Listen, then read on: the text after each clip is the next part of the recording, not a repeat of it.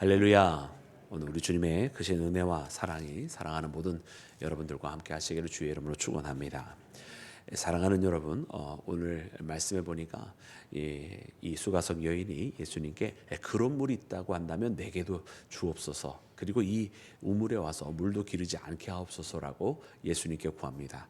여러분, 이 물은 바로 우리가 어저께 묵상하였던 다시는 목마르지 않게 되는 바로 그런 물, 주님께서 주시는 생수다라고 하는 것을 우리가 이 맥락 속에서 알게 되는데요. 그와 같은 정말 생수가 있다면, 정말 두 번 다시 목마르지 아니할 그런 생수가 있다면 내게 주옵소서라고 하는 것입니다. 그러나 우리가 이 말씀을 통해서 보면 어제 여인의 모습처럼 이 여인이 목마르지 않기를 원한다고 하는 것은 다만 우리가 육신적으로 느끼는 갈증에 대한 것이 아니라 이 여인이 남들의 눈을 피해서 이 한낮에 아무도 오지 않는 그 시간에 이 우물가에 와서 앉아 있을 수밖에 없는 그 여인의 인생에, 여러분, 메마른 인생을 두고 하는 주님 앞에 그런 간절한 호소였을 것입니다. 그래서 주님, 내가 지금 나의 인생이 이렇게 메말라져 있고 무엇으로도 나의 갈증이 삶이 채워지지 아니하는데 주께서 그렇게 목마르지 않는 물을 주실 수 있다고 한다면 반드시 그 물을 내게 주옵소서라고, 나는 그런 물이 필요합니다라고 여러분 그렇게 구한 것입니다. 그런데 오늘 본문 말씀에 보면 그러나 이 여인이 주님 앞에 이처럼 구한 것은 처음부터 그리스도이심을 알아보고 구한 것은 아니었던 것을 깨닫게 됩니다. 그래서 오늘 우리가 방금 읽었던 이 15절 말씀 속에서는 어떻게 읽어보면 이 여인의 마음속에 변화가 생긴 것이기도 하지만 어떻게 다른 면에서 보면 이 여인이 예수님의 말씀을 믿지 않고 마치 빈정거리듯 주님 앞에 말한 것이기도 할 것입니다. 그래서 오늘 이 말씀 속에서는 이 여인이 예수님을 바라보는 눈이 조금씩 변해가는 것을 보면 이것이 한 반반 정도 다 있겠구나. 그래서 이 여인이 자신의 삶이 이와 같은 것도 반이 있고 또 예수님의 말씀을 아직 믿지 못하고 빈정거리는 것도 반이 있고 아마 그런 어투였을 것입니다. 그래서 예수님께서 이 여인에게 이제 이야기를 합니다. 왜냐하면 이 중요한 사건은 무엇이냐면 이 여인이 예수님이 누구신지를 알아봐야 되기 때문이거든요. 그래서 예수님께서 이 여인에게 내 남편을 데려오라 말씀하니까 이 여인이 저에게는 남편이 없습니다 이렇게 이야기를 한 거예요. 그때 예수님께서 말씀하십니다. 우리 이 말씀을 함께 읽어볼까요? 우리 함께 읽을 때 17절 말씀입니다. 시작.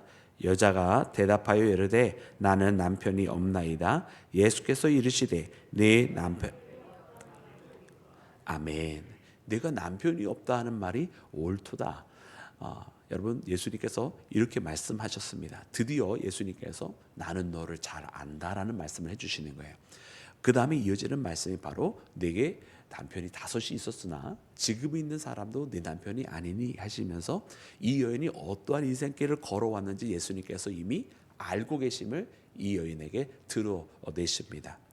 그래서 예수님께서 이 여인에게 애초에 물은 것, 내 남편이 내게 남편을 데려오라 하시는 말씀이 이 여인이 어떤 삶을 있는지 몰라서 하신 것이 아니라 바로 이 여인이 이와 같은 상황이 있는 것을 그 누구보다도 잘 알고 있었기 때문에 남편을 데려오라고 그렇게 말씀하셨던 것을 우리가 알게 되고, 또 더 거슬러 올라가서 애초에 이 여인에게 물을 좀 달라 하였던 것도 정말로 목말라서 이 여인에게 그렇게 말을 걸은 것이 아니라 정말 우리가 본문 말씀, 우리가 어제 읽었던 말씀 3절과 4절 말씀에 있는 것처럼 바로 이 사마리아로 가여야 하겠는지라고 하시면서 예수님께서 작정하시고 이 여인을 만나고자 했었던 그 목적 자체가 목말라서가 아니라 이 여인을 만나는 것이 목적이었기 때문에, 그래서 이 인생이 메말라버린 이 여인에게 정말로 생수를 주시는 것이 예수님의 목적이었기 때문에 바로 이 여인에게 내게 물을 달라 하시면서 도리어 목마르지 아니하는 물을 주시겠다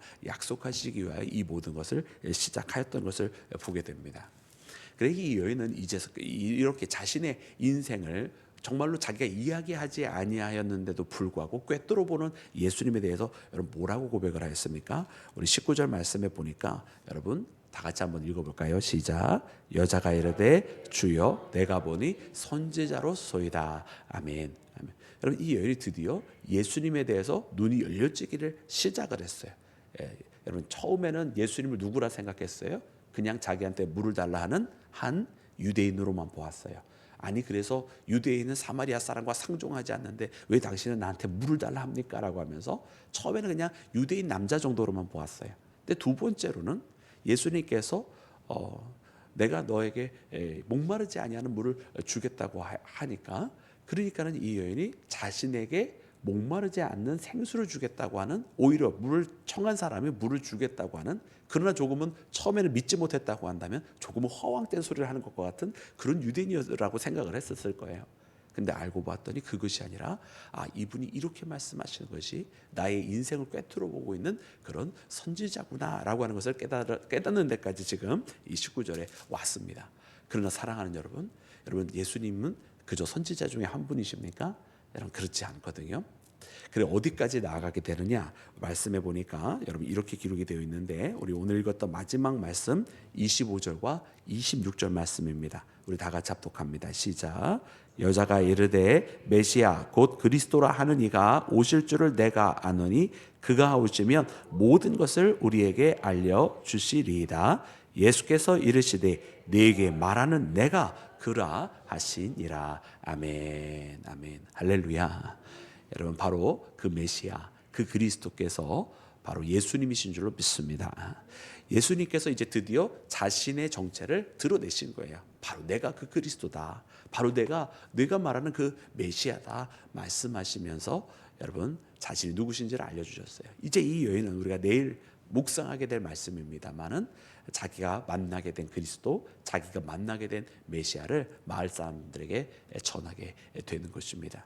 그래서 이 여인의 눈이 열려지는 거예요. 점점 주님과의 만남을 통해서 점점 주님을 알게 되고, 처음에는 자기와 관계없었던 한 지나가는 나그네처럼, 그러다가 예수님은 놀라운 일을 행하시네, 어떤 기적을 행하시네, 또 무엇인가 사람들이 모를 수밖에 없는 걸 알고 계시네 하면서 어떤 선지자 중에 하나로, 그러나 마지막에는 그런 놀라운 기적과 이사를 행하는 분 정도가 아니라 나의 영혼을 구원하실 주님이시다라고 하는 그런 여러분 고백까지 하게 되는 것을 발견하는 나와 여러분이 되기를 주의 이름으로 축원합니다.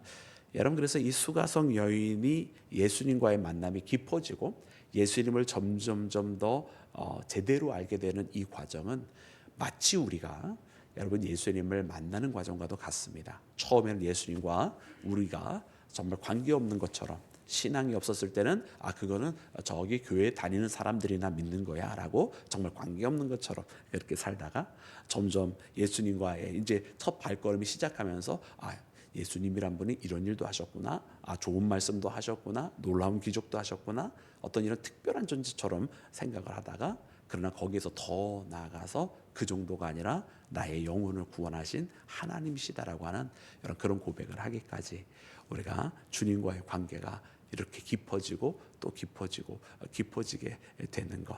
여러분 그것은 여러분 우리가 우리의 힘으로 그분을 알아낸 것이 아니라 그분이 우리에게 찾아오셨기 때문에, 오늘 말씀에 나오는 예수님께서 이 수가성 여인을 찾아가신 것처럼 여러분 예수님께서 우리 마음 가운데 찾아오셨기 때문에 가능한 고백이었음을 깨닫는 나와 여러분이 되기를 주님의 이름으로 축원합니다.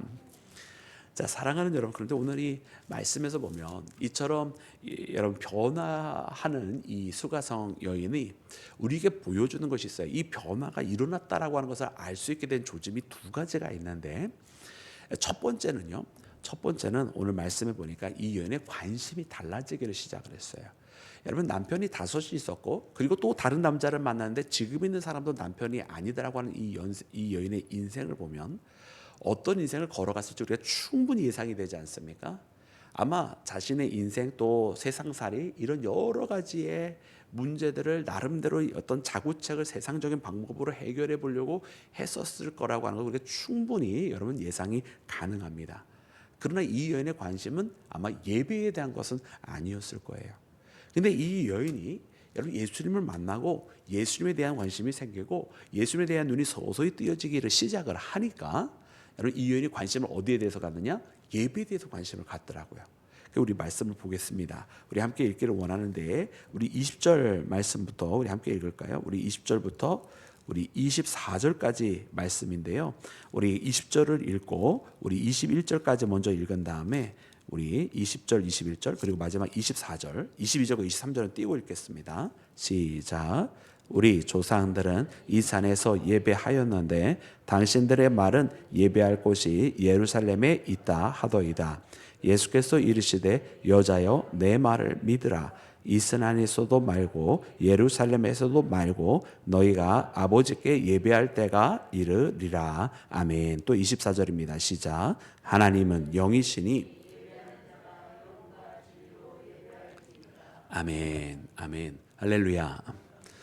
여러분 예배에 대한 관심이 생겼습니다. 궁금한 신앙의 궁금점이기도 합니다. 이제 사마리아 여인으로서 아니 보니까 유대인들은 예루살렘에서 예배해야 된다고 그러고 사마리아인들은 이산이라고 하면 이제 그리심산 이야기하는 겁니다.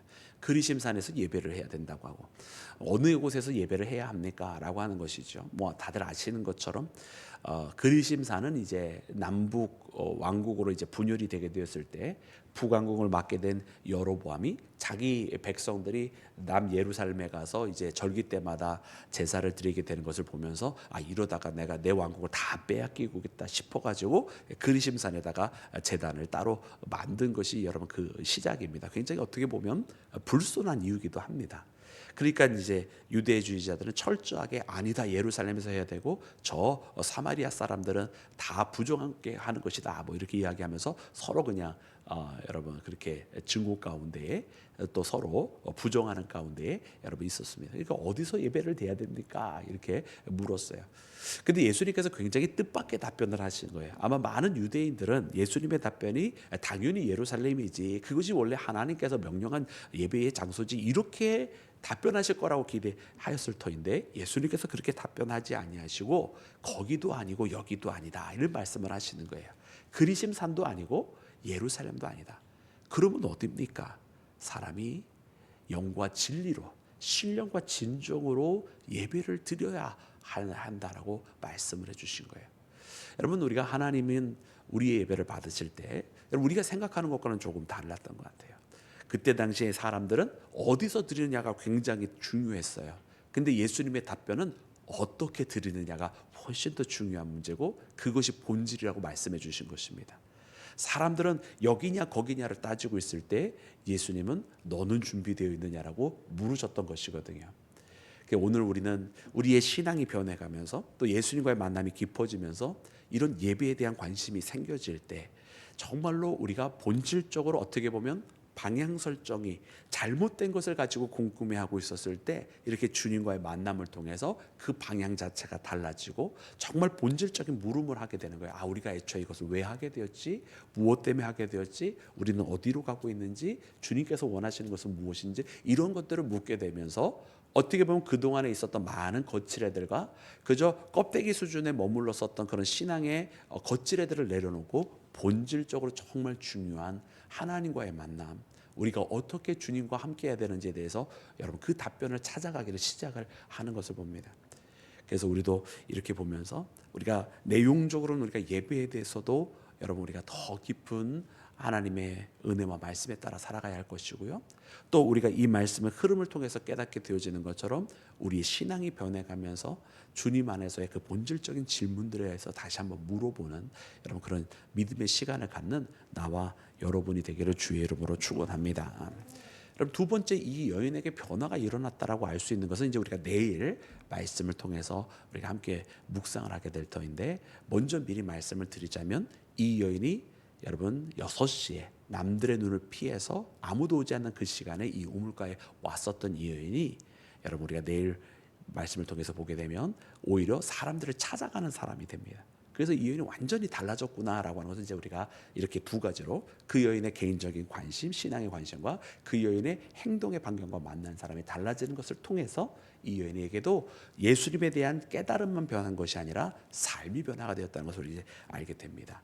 자, 그러면 오늘 우리가 오늘 이 시간 우리가 한 가지 더 말씀을 통해서 보기를 원하는 것이 있어요. 그것은 무엇이냐면 오늘 말씀을 통해서 보면 여러분 때에 대한 질문이 나옵니다. 때에 대한 질문. 첫 번째는요. 여러분 이 여인이 마지막 예수님에 대해서 이야기할 때 예수님에 대해서 발견하지 못했었어요. 그죠? 그가 그리스도이시고 메시아라는 것을 깨닫지 못하고 예수님께서 내가 바로 그다라고 이렇게 말씀을 해주셔서 이 여인이 알았는데 여러분 이 여인은 어떻습니까? 우리가 아까 읽었던 25절, 26절 이렇게 말씀을 다시 한번 눈으로 보시면 이 여인에게는 메시아라고 하는 그분이 오실 것입니다 라고 하는 어떤 미래적인 사건, 아직은 지금 현재의 자리에서는 아직 남아있는 시간적으로 여유가 있는 사건처럼 그때가 언젠가는 올 것입니다라고 이야기를 하는 거예요. 근데 예수님은 어떻습니까? 언젠가 그때가 되면 다다를 것이라고 말씀하신 것인가요? 그것이 아니라 내가 바로 그다. 내가 지금 여기에 있다. 내가 앞으로 오면 그분이 올 거라고 얘기했는데 그분은 벌써 이미 내 앞에 와 있다라고 예수님께서 말씀해 주신 거예요. 여러분, 우리는 이 여인의 모습과 예수님의 답변을 통해서 항상 지금 우리의 모습을 보게 되는데, 왜냐하면 우리도 항상 언젠가는 이루어지겠지, 언젠가는 응답해 주시겠지, 언젠가는 또 해야 되겠지, 이런 많은 것들이 있어요. 미래적으로 미뤄놓고 있는 사건들이 있어요. 그러나 주님은 말씀하십니다. 그것이 아니라 지금 해야 된다. 지금 내가 너와 함께 있다. 지금 심지어 응답이 되었다라고 말이죠. 여러분, 우리가 이것에 대해서 너무너무 둔감합니다. 우리의 부르심에 대해서만 둔감한 것이 아니라 응답해 주시는 것에 대해서도 둔감해요. 여러분, 이 여인은요, 앞으로 그의 인생에 대해서 해결을 해 주실 메시아를 이후에 오시면 알게 해 주실 것입니다라고 미래적으로 생각을 하고 있었어요. 근데 예수님 말씀하신 거예요. 아니요, 너는 이미 응답을 받았다라고. 그가 이미 여기에 있다라고. 내 영혼은 이미 그를 통해서 만족하게 될 것이라고. 할렐루야. 오늘 이것을 우리가 발견해야만 합니다. 여러분, 이것뿐만이 아닙니다. 여러분, 이 말씀 가운데 보니까 예배에 대한 그 질문을 하게 될 때도 예수님 뭐라고 그러셨냐면 23절 말씀 볼까요? 23절 우리 합독합니다. 시작. 아버지께 참되게 예배하는 자들은 영과 진리로 예배할 때가 오나니 곧 이때라. 아버지께서는 자기에게 이렇게 예배할 자들을 찾으시느니라. 아멘, 아멘. 여러분, 여전히 그리심산에서 제사 드리는 사람이 있었고, 여전히 유대 예루살렘에 가서 제사 드리는 사람들이 있었습니다. 그리고 그들은 서로 상종하지 않고 있었어요. 그런데 예수님 뭐라고 그러십니까? 나중에 언젠가 되면 저 둘이 여기도 저기도 아니고 정말 마음과 정성과 또 영과 진리를 다해서 예배를 드릴 때가 언젠가는 올 거야, 이렇게 말씀하지 아니하시고 지금 이때라. 아버지께서는 이렇게 예배할 자를 지금 찾으시느니라 말씀하시죠. 지금입니다. 지금. 주님께서 말씀하시는 그때와 이 여인이 생각하는 때가 계속해서 달라요. 주님은 계속해서 지금이다 말씀하시고, 우리 인생들은 계속 나중이다 생각을 하는 거예요. 여러분, 이것은 근데 이 수가성 여인에게만 나타나는 것이 아니라 우리가 내일 말씀을 읽게 된 것인데 제자들에게서도 나타나거든요. 우리 미리 좀 읽어볼까요? 우리 35절 말씀인데요. 35절 말씀 우리 함께 읽어보겠습니다. 시작.